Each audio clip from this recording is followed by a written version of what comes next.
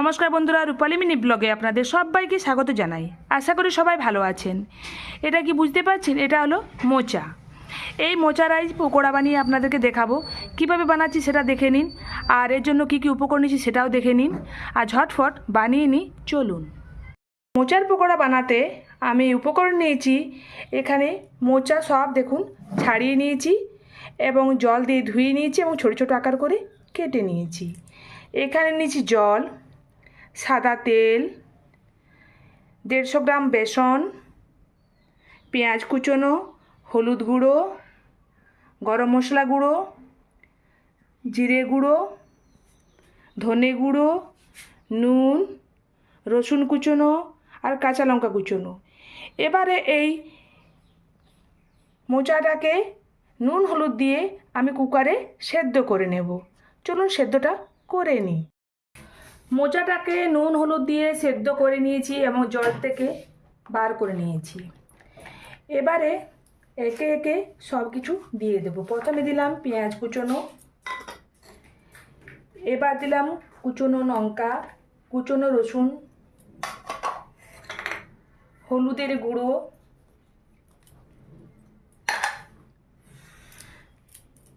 ধনে গুঁড়ো, জিরে গুঁড়ো, গরম মশলা গুঁড়ো,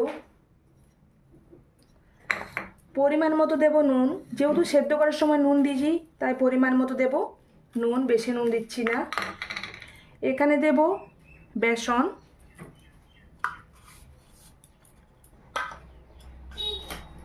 এবার এটা হাত দিয়ে ভালোভাবে মেখে নেব চটকে চটকে। জল যদি দরকার হয় জল দেব, না হয় জল দেব না। এইভাবেই কিছুক্ষণ ধরে মেখে নিই। চলুন।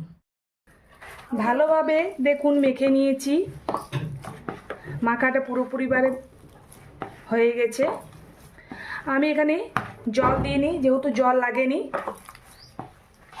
আপনাদের যদি জল লাগে তাহলে আপনারা একটু দিতে পারেন।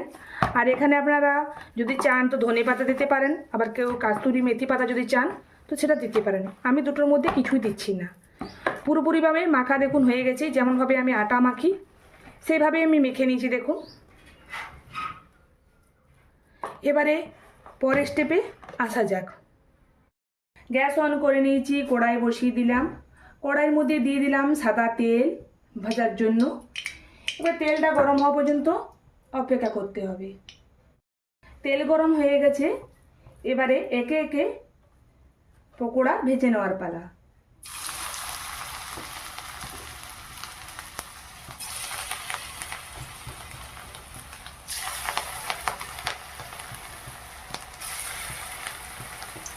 মোচার পকোড়া খেতে খুব দুর্দান্ত হয়।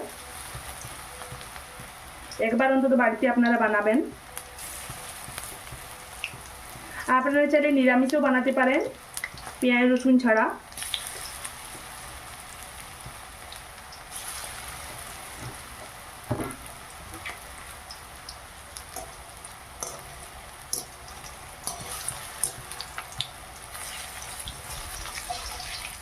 উল্টো পাশ ঘুরিয়ে নিচ্ছি।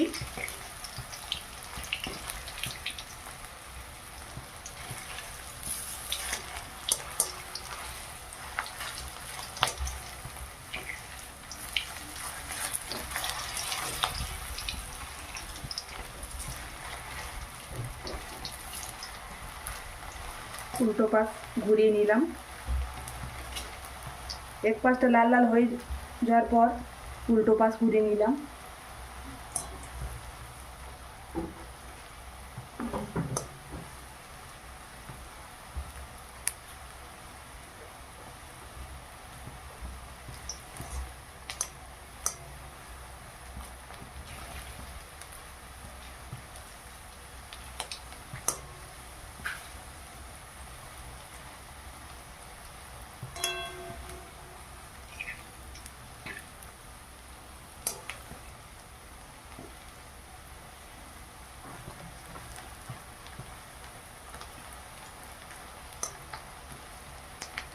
লাল লাল ভাজা ভাজা হয়ে গেছে।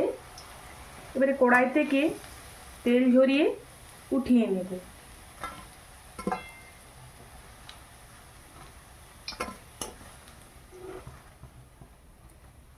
এইভাবেই বাকিগুলো ভেজে নিই। চলুন, আমি তো বানিয়ে নিলাম মোচার পকোড়া। এই যে দেখুন, খুব সুন্দর হয়েছে এবং মুচমুচে হয়েছে, খেতে দুর্দান্ত হয়েছে। আপনারা একদিন অন্তত মোচা পেলেই বানিয়ে নিন ঝটপট করে এই রেসিপিটা। পুরো ভিডিওটা দেখার জন্য আপনাদেরকে অসংখ্য ধন্যবাদ। সবাই ভালো থাকবেন, সুস্থ থাকবেন। দেখা হচ্ছে এইরকমই কোনো নতুন ধরনের রেসিপি নিয়ে আপনার সাথে। ততক্ষণ জন্য আসছি, নমস্কার।